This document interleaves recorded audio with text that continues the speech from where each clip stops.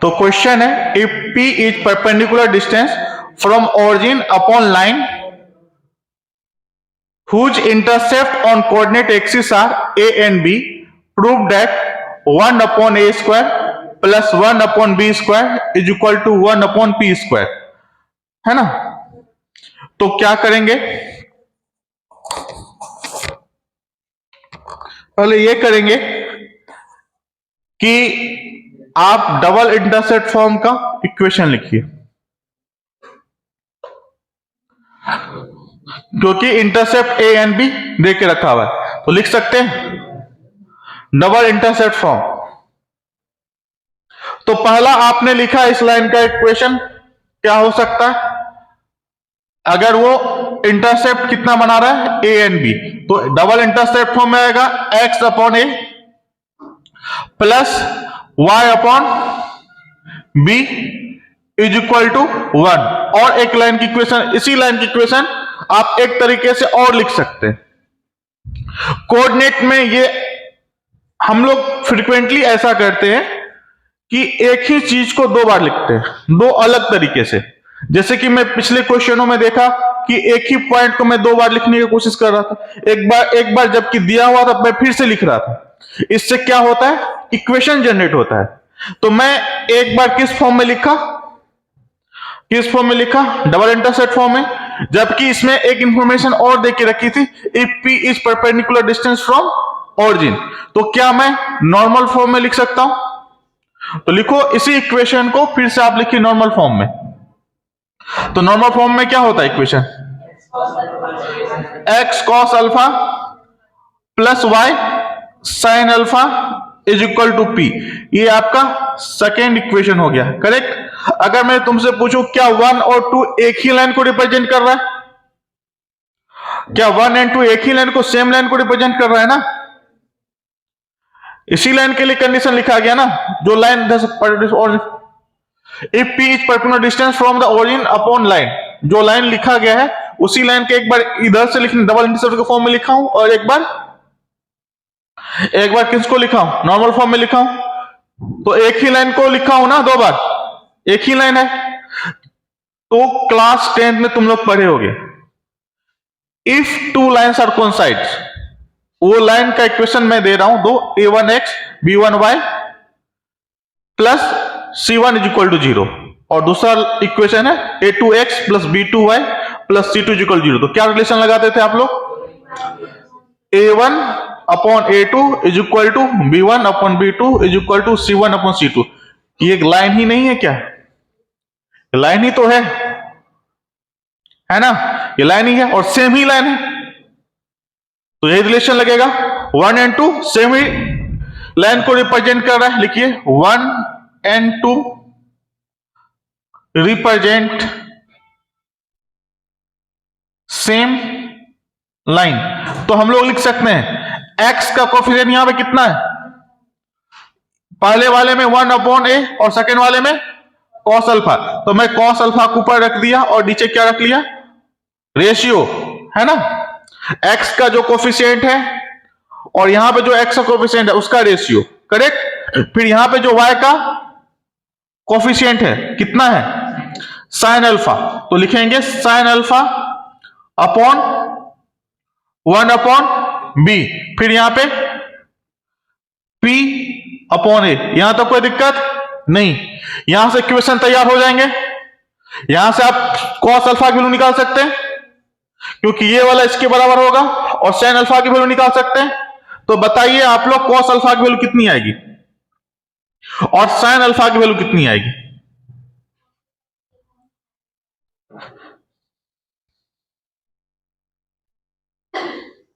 तो cos alpha की value कितनी आ रही है, p बाय a, और sin अल्फा की वैल्यू आएगी p अपॉन b। और हम लोग ये रिलेशन जानते हैं, sin square alpha plus cos square alpha की वैल्यू कितनी होती है, 1 होती है। तो यहां से sin पता है, क्या लिखेंगे, p बाय a का whole square plus p by b का whole square is equal to 1। यहां तो कोई दिक्कत नहीं, तो यहां से आपके पास निकल के आएगा 1/a² प्लस 1 तुम लोग सोच रहे हो पी स्क्वायर को क्या किए, पी स्क्वायर यहां भी था, पी स्क्वायर यहां भी था, कॉमन लिया और उसको राइट हैंड साइड में फेंक दिया, तो यहां से आपके पास निकल के आएगा 1 क्या यही प्रूफ करने के लिए नहीं बोला गया था, है ना। मैं आपको ये बताना चाहता हूं, ये जो लॉजिक लगाया गया है 1 and 2 रिप्रेजेंट सेम लाइन, और ये जो रेशियो लिया गया है ये मैं बार बार करूंगा और आपको भी बार बार करना है। एक ही लाइन को 2 बार लिखना है, फिर उनके कोफिशिएंट को का रेशियो लेना है और फिर इक्वेशन बनाना है, 2 इक्वेशन, वहीं से रिजल्ट आएंगे। बात समझ में आ रहा है कि नहीं आ रहा? चलिए दूसरा क्वेश्चन लिखिएगा।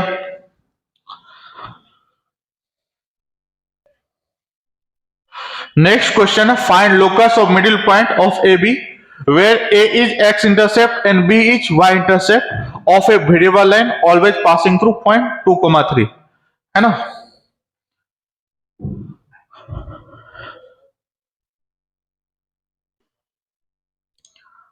तो चलिए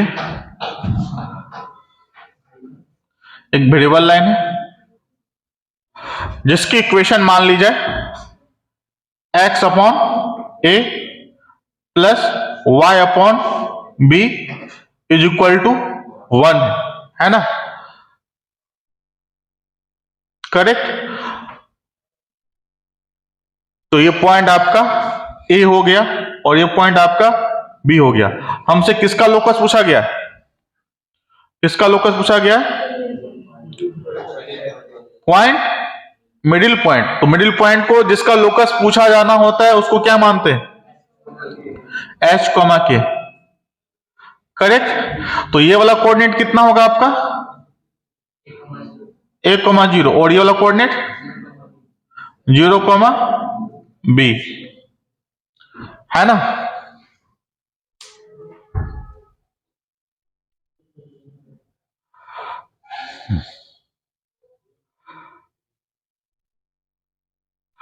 तो बताओ h की वैल्यू कितनी आएगी, क्योंकि मिडिल पॉइंट है ना, h क्या है, तो किसके बराबर हो जाएगा ये, यहां से h की वैल्यू लिख सकते हैं। फिर से मैं बोला ना, एक ही चीज को बार बार लिख करके हम लोग कंपेयर करते हैं।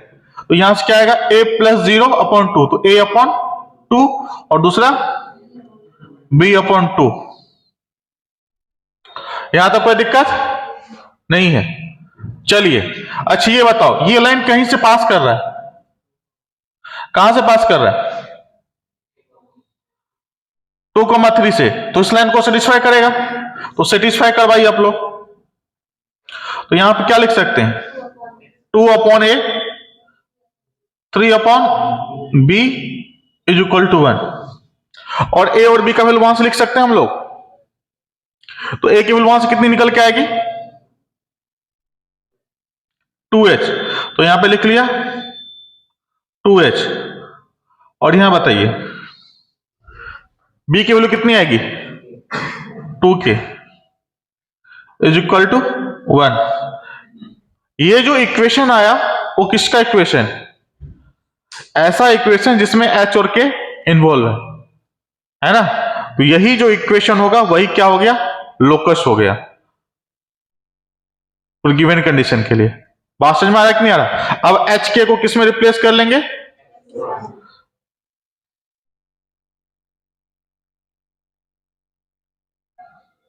x, y में रिप्लेस कर लेंगे। तो यहां से आपके पास आ जाएगा 1/x plus 3/2y is equal to 1। किसका इक्वेशन है ये, किसका इक्वेशन है, लाइन की इक्वेशन है ये, नहीं लाइन की इक्वेशन नहीं है, लिनियर नहीं है ना, ठीक है। चलो आगे बढ़ते हैं, नेक्स्ट क्वेश्चन लिखिएगा, आंसर आ गया ना इसका। नेक्स्ट क्वेश्चन लिखिएगा,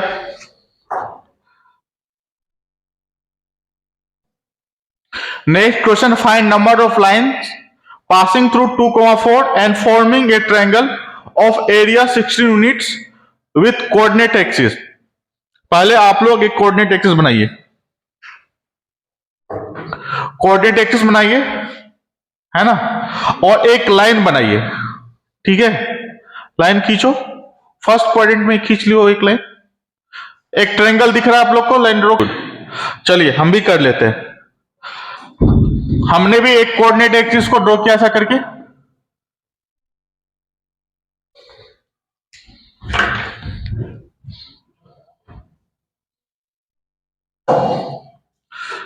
है ना, और ये तुम्हारा ऑरिजिन, करेक्ट, और ये लाइन जिसका एरिया कितना 16 यूनिट है, करेक्ट ना। तो हमसे क्या पूछा गया, कितने लाइन ऐसे हो सकते हैं। और एक बात ये है कि जो लाइन पास कर रहा है किस पॉइंट से पास कर रहा है, 2,4 से पास कर रहा है। बात समझ में आ रहा है कि नहीं आ रहा, करेक्ट ना। अब देखिए, अगर एरिया पूछा गया ट्रायंगल का, ट्रायंगल आपको भी दिख रहा होगा, अगर मैं इसको नोमेनक्लेचर कर दूं तो ये पॉइंट ए हो गया, ये पॉइंट बी, तो area of triangle O A B का, अगर आपको ओ ए का लेंथ पता चल जाए और ओ बी का लेंथ पता चल जाए, काम खत्म, आप तुरंत लिख लेंगे, कोई दिक्कत नहीं। अब मैं चाहता हूं इस लाइन की इक्वेशन लिखिए, इस लाइन की इक्वेशन लिखिए। तो तुम बोलोगे सर कैसे लिख पाएंगे, कम से कम 2 पॉइंट दे देता या 1 पॉइंट एक स्लोप दे देता तो लिख पाते, है ना, तब लिख पाते, है ना। तो फिर एरिया नहीं देता, तब बोलता कि एरिया निकालो, तो कोई ना कोई एक आपको अननोन देगा जिसको निकालना है ना। तो आप बताइए इस लाइन पे एक पॉइंट को मानना सही समझेंगे या स्लोप को मानना सही समझेंगे, स्लोप ज्यादा बेहतर है ना। तो हम मान लेते हैं इस लाइन का जो स्लोप रहा होगा एम रहा होगा, क्या रहा होगा, एम रहा होगा, कोई दिक्कत नहीं। तो बताइए अब इस लाइन की इक्वेशन क्या होगी, y minus 4 m x minus 2। अगर मैं तुमसे पूछूं कि बताइए ए का कोऑर्डिनेट कितना रहा होगा, पॉइंट ए का कोऑर्डिनेट कितना रहा होगा, तो बहुत आसान है, क्या करना होगा उसके लिए, y को 0 पुट कर देना होगा, इसमें y का वैल्यू 0 पुट करेंगे तो x की वैल्यू कितनी निकल के आएगी, put y is equal to 0, तो यहां से कितना आएगा -4 mx माइनस 2m, और वैल्यू निकल के आएगी 2m, इसको इस साइड ले आएंगे left hand side, 2m minus 4 is equal to mx, ये इतना कठिन था नहीं, है ना। तो यहां से कितना आ गया 2m, अब डायरेक्ट भी कर सकते थे, कोई दिक्कत नहीं ना। तो ये वाला कोऑर्डिनेट कितना आ गया, first coordinate 2m minus 4 upon m। अगर मैं तुमसे b का कोऑर्डिनेट पूछूं तो b का कोऑर्डिनेट तुम बता सकते हो कितना आएगा, क्या 0 पुट करना होगा,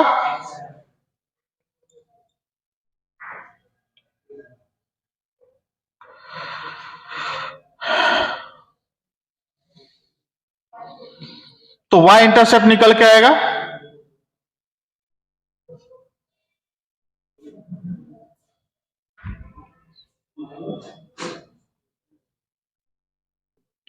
कितना आएगा माइनस 2m प्लस 4, यही आएगा ना, यहां 0 पुट करेंगे तो, और वैल्यू कितनी आ जाएगी, बी कोऑर्डिनेट, बी पॉइंट लिख सकता हूं मैं 0, 4 माइनस 2m, नहीं लिख सकते, यही आएगा ना जी,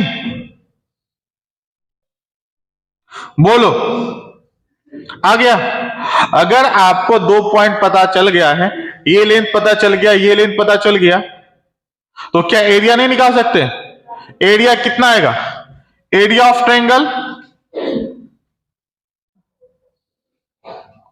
ओ A B is equal to 1/2 base into height O A into O B. तो यहां से कितना आएगा, आपको देकर रखा 16 यूनिट, 1/2 ओ ए का लेंथ यही आएगा ना, 2m माइनस 4 अपॉन m, और OB का लेंथ m में क्वाड्रेटिक बनेगा, इसको सॉल्व कीजिए, आंसर आएगा।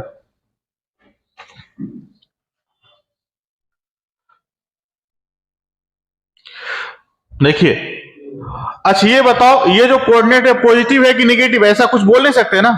तो जब भी लेंथ लिखते हैं OA का, तो इस बात को भी ध्यान रखा जाए कि वो किस में आएगा, पॉजिटिव होना चाहिए। तो मॉड का भी ध्यान रखना होगा, है ना आपको। तो इनका मॉड और इनका मॉड, ये भी ध्यान ले लिखिए, इसका मॉड और इसका मॉड साथ चलेगा, है ना। तो अभी यहां से अगर आप इसको ओपन करेंगे तो आएगा प्लस माइनस, दो को इस साइड भेज देते हैं और मॉड को हटा देते हैं, तो कितना आएगा 32, और यहां से आपके पास निकल के आएंगे 2m माइनस 4 अपॉन m और 4 माइनस 2m। अब क्वाड्रेटिक बनाइए, कितने, दो क्वाड्रेटिक बनेंगे, एक प्लस साइन लेकर के, एक बार आपका माइनस साइन लेकर के,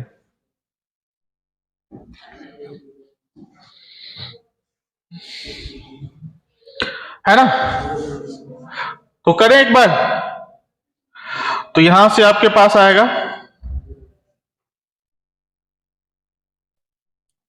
प्लस माइनस 32, आपस में मल्टीप्लाई कर लेते हैं, तो यहां से कितना बनेगा 8m minus 4m square minus 16 plus 8m upon m।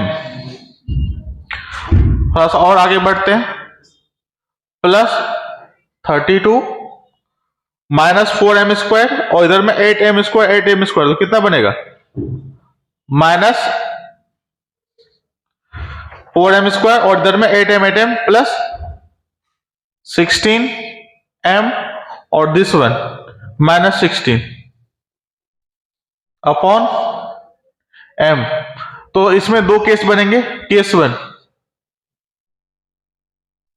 Taking positive sign, तो 32m minus 4m square plus 16m minus 16, तो यहां से आ गया 4m square plus 16m plus 16 is equal to 0, और यहां से m square plus 4m plus 4 is equal to 0। ये तो कंप्लीटिंग स्क्वायर करके आ गया है ना, तो m की वैल्यू यहां से कितनी निकल के आ जाएगी, m प्लस 2 का whole square is equal to 0, और यहां से m की वैल्यू कितनी आ जाएगी -2, टेकिंग नेगेटिव साइन।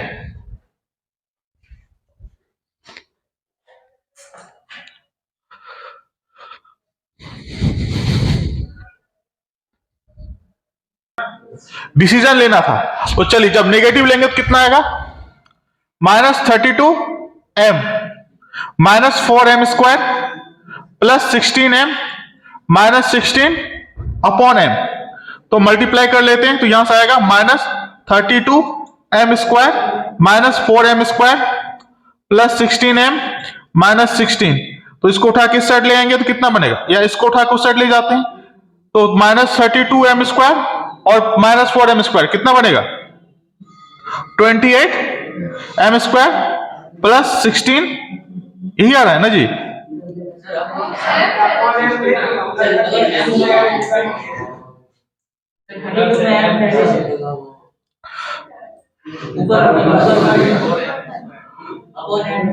ओ, मैंने यही गलती कर दिया, नहीं 32 वहां पे था, मैं दो बार कर दिया, चलो ठीक, कोई बात नहीं। -32m minus 4m square plus 16m minus 16, और अभी कितना आ जाएगा 4m स्क्वायर, और ये -32 और माइनस 16 कितना आ जाएगा -48m plus 16 is equal to 0, तो यहां से कितना आएगा m square minus 12m plus 4 is equal to 0, है ना। तो अभी अगर देखा जाए तो यहां से m की दो वैल्यू निकल के आएगी या नहीं आएगी, बस मैं इतना पूछना चाहता हूं, वो कितना आएगा वो भी निकाल सकते हैं, कोई बड़ी बात नहीं है। लेकिन आएगा नहीं आएगा उसके लिए हमको किसको चेक करना पड़ेगा? डी को चेक करना पड़ेगा, डिस्क्रिमिनेंट को। तो डिस्क्रिमिनेंट की वैल्यू कितनी आएगी? बी का स्क्वायर माइनस 4ac। तो ये पॉजिटिव है कि नेगेटिव है? पॉजिटिव हो गया ना, ग्रेटर देन 0 हो गया। इसका मतलब इनके दो और m की वैल्यू निकल के आएगी। तो टोटल कितने लाइंस होंगे? टोटल 3 लाइंस पॉसिबल होंगे ऐसे, है ना। ऐसे ऐसे कितने लाइन पॉसिबल हो सकते हैं? 3 लाइंस, क्योंकि 3 स्लोप की वैल्यू आ रही है। जितने स्लोप उतने लाइंस, है ना। तो ऐसे 3 वेरिएबल लाइंस होते हैं। लिखेंगे आंसर लिखेंगे 3 लाइंस आर पॉसिबल। यहां तक कोई दिक्कत नहीं? लगता है बहुत टाइम हो गया क्या?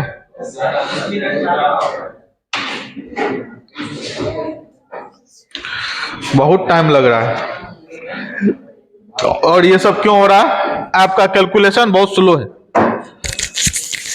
ना। तो आप लोग थोड़ा सा मेहनत ज्यादा कीजिए कोऑर्डिनेट ज्योमेट्री पे।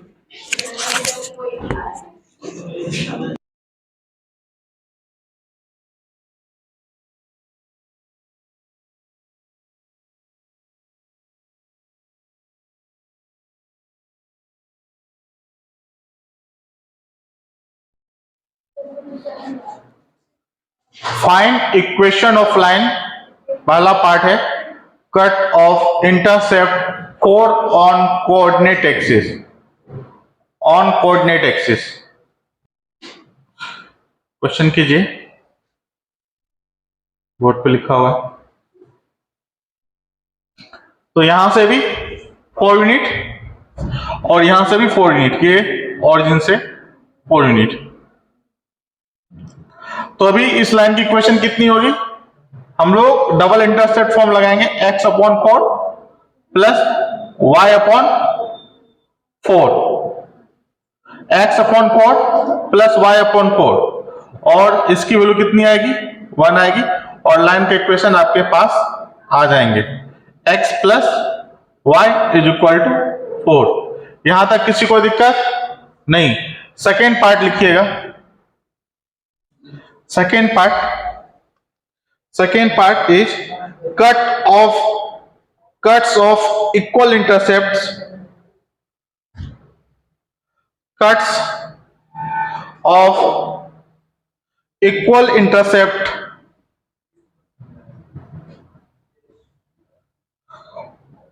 on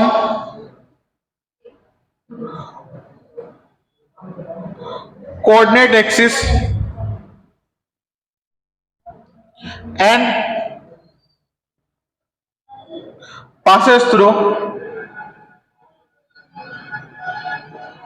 2,5 and passes through 2,5. Cuts of equal intercept on coordinate axis and passes through 2,5.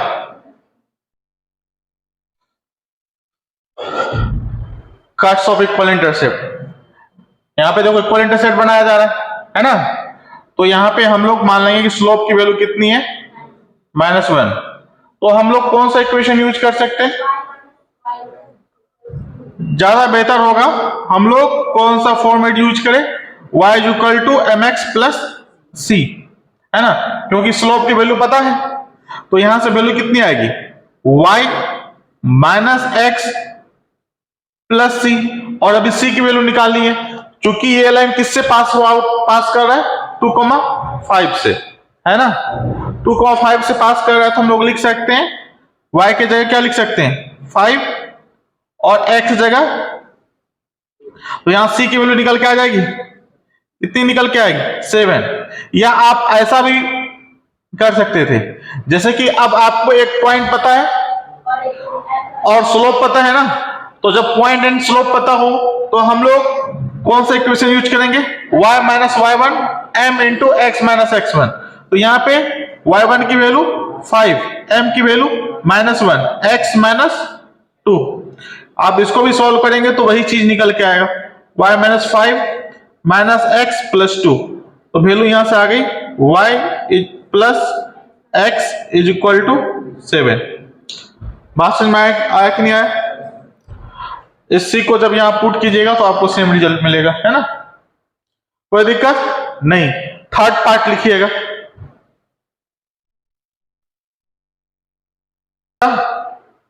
Third question, makes an angle 135 degree with positive x axis and cuts y axis at a distance 8 from the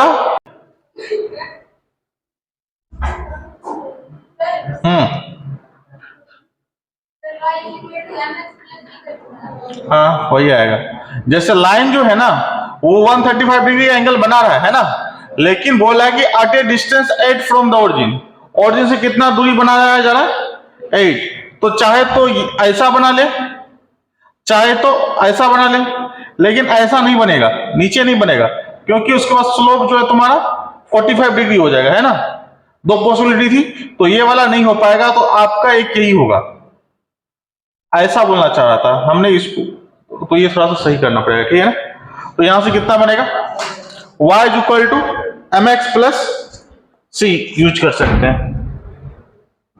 y is equal to m x plus c, तो यहां से slope की value कितनी आ जाएगी 10 135 degree ना, ये slope लिख रहा है ना, और y इंटरसेप्ट कितना है 8, तो कितना आ गया y is equal to minus x plus 8, ये सही करेक्ट ना। फोर्थ पार्ट लिखिएगा, और AD कोई भी लाइन है जो BD को BC को BD रेशियो DC में करता है ना, BD अपॉन DC का जो रेशियो लैम्डा रेशियो 1 है ना। मैं क्या बताना चाह रहा हूं, एक ट्रायंगल है जिनके वर्टेक्स A B C देके रखे और उसके कोऑर्डिनेट्स भी देके रखे हुए है ना, x1 y1 x2 y2 x3 y3, और D BC पे कोई पॉइंट है जो लाइन सेगमेंट BC को या एक साइड को लैम्डा रेशियो 1 में बाइसेक्ट डिवाइड कर रहा है। तो अगर मुझे AD की इक्वेशन लिखनी होगी तो मैं कैसे लिखूंगा, है ना। AD की इक्वेशन कैसे लिखेंगे, AD का इक्वेशन लिखने के लिए अगर तुम पॉइंट डी को लिख सकते हो, तो पॉइंट डी का कोऑर्डिनेट क्या आएगा, पॉइंट डी का कोऑर्डिनेट बताइए क्या आएगा, क्या बोल सकते हैं lambda x3 plus x2 upon lambda plus 1, फिर lambda y3 plus y2 upon, यहां तक कोई दिक्कत नहीं ना। अगर मैं डिटरमिनेंट के फॉर्म में इक्वेशन लिखूं लाइन की, कौन सी लाइन की इक्वेशन, AD का, तो कैसे लिखाएगा, इक्वेशन ऑफ लाइन AD, तो शायद आप ऐसे लिखेंगे, क्या लिखेंगे 1 1 1, यहां तो कोई दिक्कत नहीं, यही लिखेंगे ना। फिर क्या लिखेंगे, ये तुम्हारा x1 हो गया, आप लोग को याद हो लैम्डा,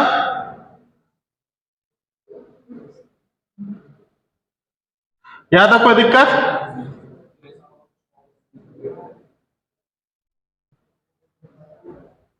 है ना। और यहां से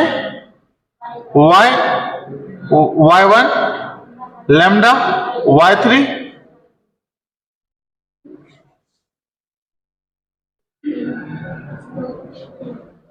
रुक जाओ तुम लोग मत लिखो, यहां तक कोई दिक्कत नहीं ना। अच्छा वेरी गुड, यहां तक लिख लिया।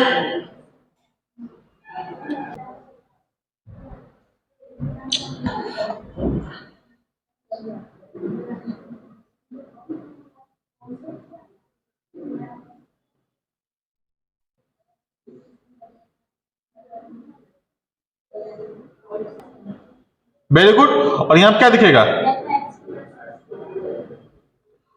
पढ़ाया था कि नहीं पढ़ाया था,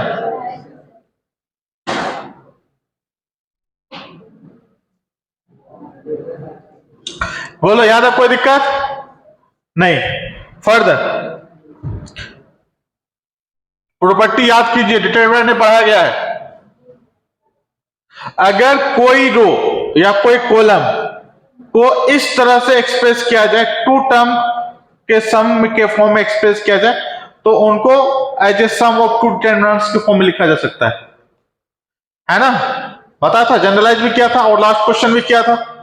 तो ये वाला जो थर्ड कॉलम है तुम्हारा, है ना, उस हर एक कॉलम में जितने भी टर्म्स लिखे हैं, हर एक कॉलम में जो जितने भी एलिमेंट्स हैं वो दो टर्म के फॉर्म में है ना।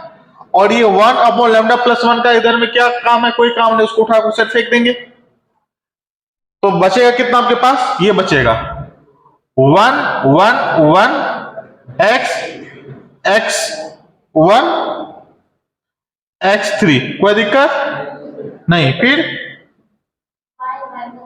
y y1 या x2 लिखेंगे तो कोई दिक्कत नहीं ना, x2 y2 कोई दिक्कत।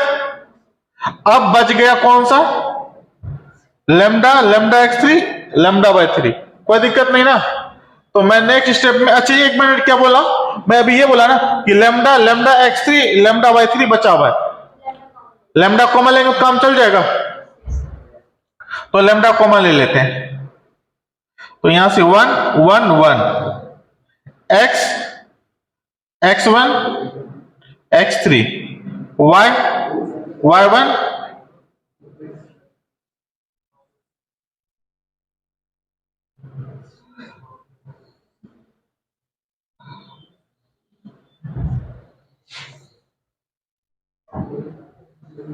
लैम्डा y3 से मल्टीपल है, तो लैम्डा वैसे किससे मल्टीपल होना चाहिए, x3 से मल्टीपल होना चाहिए ना। 1 किससे मल्टीपल होगा, x2 से, इसलिए यहां पे x2 के साथ बात समझ में रहेगा। अच्छा, ये पढ़ के ना हम लोग बहुत बड़ा काम कर लिए, ये पढ़ के हम लोग बहुत बड़ा काम कर लिए। कैसे, मैं आपको बताना चाहता हूं। जैसे आपसे पूछा जाएगा, बताइए equation of median, equation of median through point A x1 y1, median का आपको लिखना है थ्रू ए x1 y1, एक ट्रायंगल ऐसा करके, और इधर में लिखा हुआ है आपका ए बी सी, है ना, कोई दिक्कत नहीं। तो मीडियन क्या करता है, अपोजिट साइड को टू इक्वल पार्ट में डिवाइड करता है। तो लैम्डा की वैल्यू यहां से कितनी आ जाएगी, 1 आ जाएगा, खत्म। तो बस यहां पर 1 रखना, इक्वेशन आ गया। बात समझ में आया कि नहीं आया, बोलो। अगर आपसे पूछा गया equation of internal angle bisector, किसका equation, equation of internal angle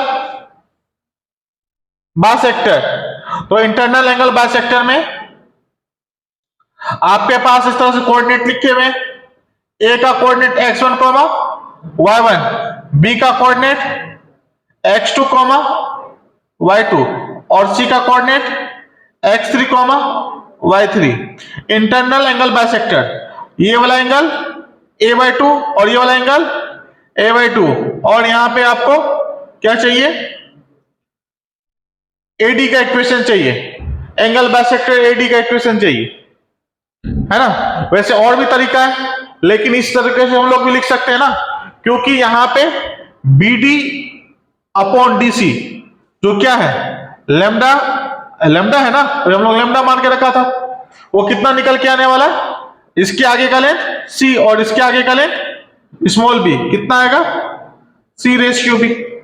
तो बस यहां पे C/b लिख देंगे तो काम नहीं चलेगा, चलेगा कि नहीं चलेगा। इक्वेशन ऑफ एंगल बाइसेक्टर लिखा गया। अच्छा ठीक है, अगर आपको लिखना होगा इक्वेशन ऑफ एल्टीट्यूड,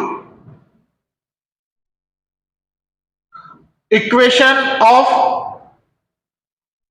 एल्टीट्यूड, है ना, थ्रू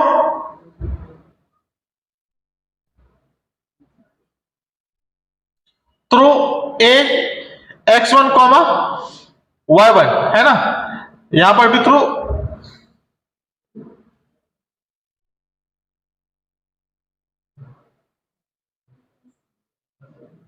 कोई दिक्कत नहीं। तो अभी हमें क्या चाहिए, रेशियो चाहिए। तो चलो इसको समझते हैं। ये तुम्हारा एल्टीट्यूड हो गया, ये एल्टीट्यूड हो गया, ये तुम्हारा ए पॉइंट, ये बी पॉइंट, ये तुम्हारा सी पॉइंट। ए का coordinate x1 comma y1, B का कोऑर्डिनेट x2 कॉमा y2 और सी का coordinate x3 comma y3। Correct ना? ये वाली लेंथ c, ये वाली लेंथ b और ये वाली लेंथ a। करेक्ट ना? अगर मैं तुमसे पूछूं कि ये यहां से लेके, अगर इसको AD, ये AD हो गया तुम्हारा, अगर मैं तुमसे BD का लेंथ पूछूं तो कैसे निकालोगे, और DC का लेंथ कैसे निकालोगे? इसके लिए आपको हेल्प लेना पड़ेगा दिस साइड का, है ना? तो इस साइड का प्रोजेक्शन बेस के लॉन्ग, BC के लॉन्ग, तो कितना आएगा, C cos B, और DC कितना आएगा, DC का लेंथ कितना आएगा, B cos C, है ना? तो यहां से जो आपके पास आएगा BD अपॉन DC, जो कि लैम्डा है, वो कितना आएगा, C cos B upon B cos C। यहां पे लैम्डा की वैल्यू रखेंगे, आंसर आ जाएगा। खत्म, यही था और क्या था।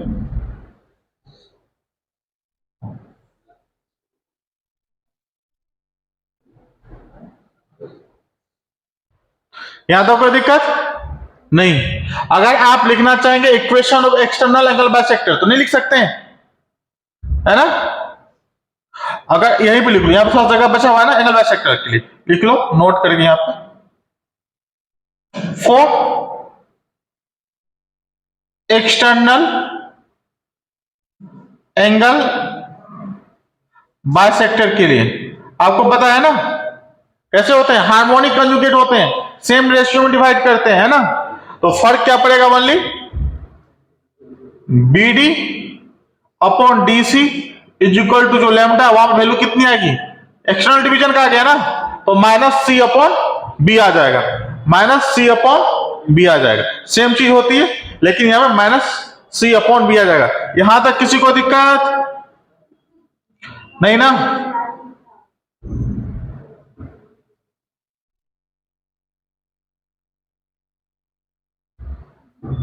ये नहीं, यहां तक कोई दिक्कत परेशानी नहीं ना? चलिए,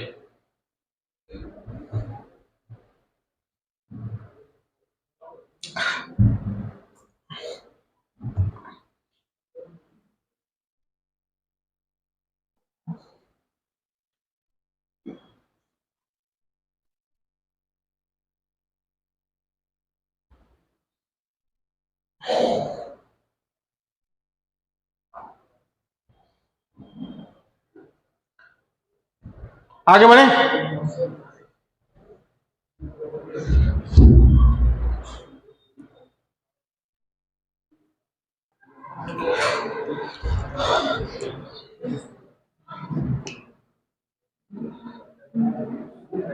ना? ये आपका कार्डियन कोऑर्डिनेट हो गया, ये एक्स एक्सिस, ये आपका वाई एक्सिस। मान लेते हैं एक लाइन आपका इस तरीके से, है ना? इसका नाम दे देते हैं L1, इसका नाम देते हैं L1, करेक्ट ना?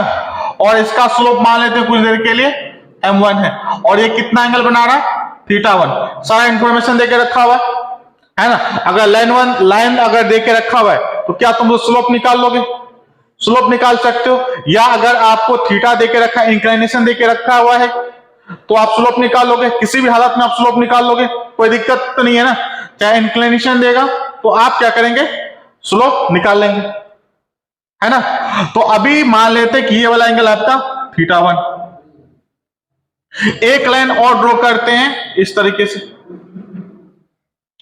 इस वाला लाइन का नाम L2 बोलते हैं, इसका स्लोप को M2 बोलते हैं, और इनका इंक्लिनेशन कितना है, θ2। यहां तक किसी को दिक्कत नहीं? चलिए, तो ये वाला एंगल कितना निकल के आ गया आपका, θ2, और स्लोप कितना है इसका, M2।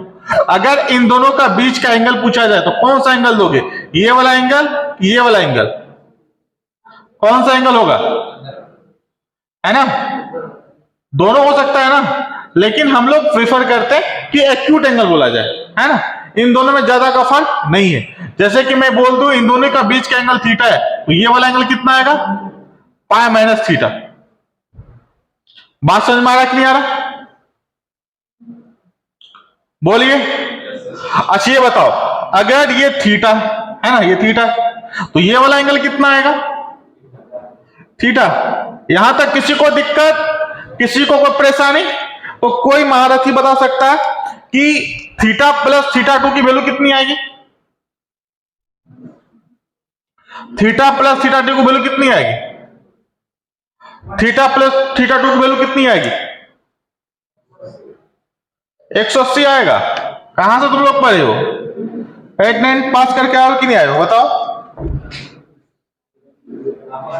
Theta plus theta two किसी एक एंगल के बराबर होगा, वो एंगल कौन सा है, थीटा 1। क्यों होगा, क्योंकि एक्सटीरियर एंगल है और ये दो अपोजिट इंटीरियर एंगल, इन दोनों का सम हुआ ना, ऐसा पढ़े थे कि नहीं पढ़े थे। तो थीटा प्लस थीटा टू की वैल्यू कितनी आएगी, थीटा 1 आएगी। यहां तक किसी को दिक्कत नहीं ना,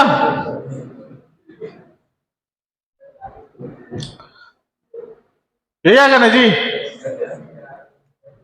चलिए अगर मैं बोलूं यहां से कि बताओ थीटा की वैल्यू कितनी आएगी, थीटा 1 माइनस थीटा 2, ऐसा तुम लोग बोलोगे, है ना, कोई दिक्कत नहीं। अगर मैं दोनों साइड क्या ले लूं, 10 ले लूं, तो कोई दिक्कत नहीं ना, क्या लिखोगे, 10 थीटा 1 माइनस थीटा 2, यहां से कौन सा फॉर्मूला लगाएंगे, 10a माइनस 10b का, तो क्या लिखाएगा, क्या लिखाएगा यहां से, 10 थीटा 1 माइनस 10 थीटा 2, और यहां से 1 प्लस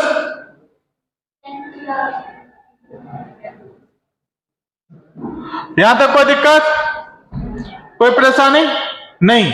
अब भाई इधर ध्यान दो, अगर इस स्लोप का, इस लाइन का स्लोप क्या है, m1 है, तो मैं m1 को नहीं लिख सकता हूं, tan थीटा 1। इसमें किसी को दिक्कत, m1 की वैल्यू कितनी के बराबर आएगी, tan थीटा 1 के बराबर आएगी, और m2 की वैल्यू किसके बराबर आएगी, tan थीटा 2 के बराबर आएगी, कोई दिक्कत नहीं ना। तो क्या मैं रिप्लेस नहीं कर सकता हूं, tan थीटा 1 के जगह किससे रिप्लेस कर सकता हूं, तो m1 से, तो यहां पे m1 लिख दिया, यहां पे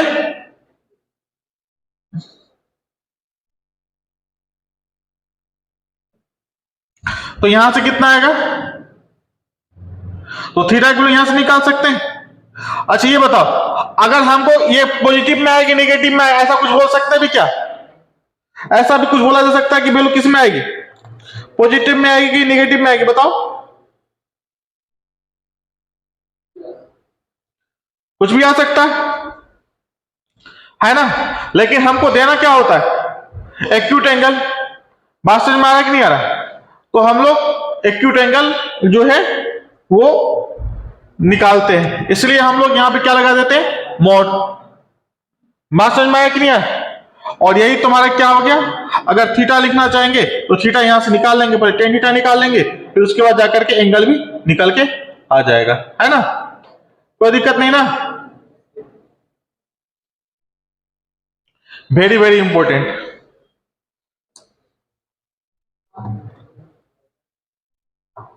ये समझ में आ गया, बोलिए।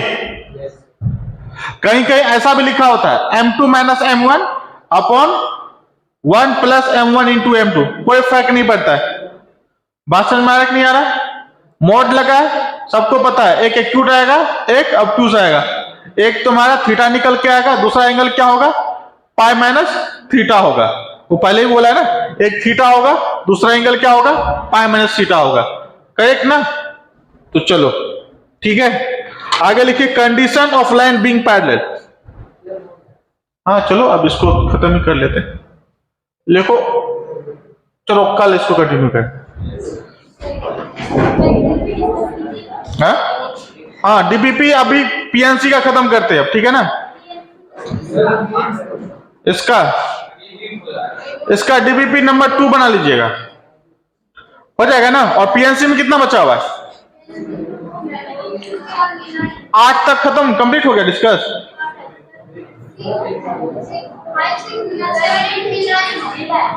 मतलब 7 और 8 डिस्कशन करेंगे नेक्स्ट क्लास में। 7 और डीपीपी नंबर 2, 8 छोड़ देते हैं। 7